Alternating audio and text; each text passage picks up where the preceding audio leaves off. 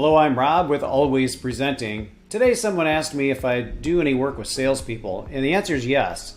But the real question that they were asking, because of the role that they played, was do I work with leaders and managers who don't have the title of sales, and yet they are charged with finding or developing new business?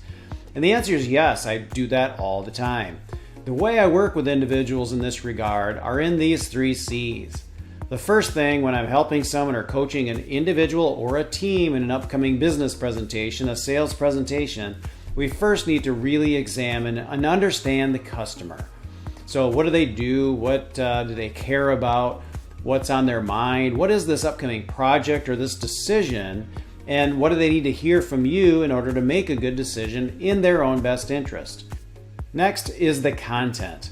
The content means once we know about the customer and the decision criteria, now we can put together what it is we're going to say.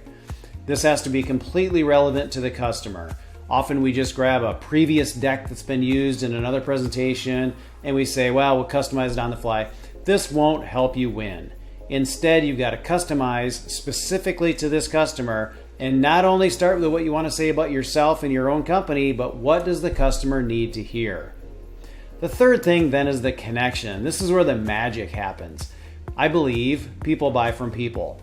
And they buy from people who they trust, who they like, who they believe, who they have confidence in. And a lot of that decision about you and the team is not so much on what you said, but primarily on how you said it. So how do you appear? How do you sound? Those are things that lend credibility to those great words you put together back in step number 2, the content. These 3 things flow together and help you build a winning team presentation. So absolutely, I do work with leaders and teams who don't have the title of sales, and these 3 C's are how I do it.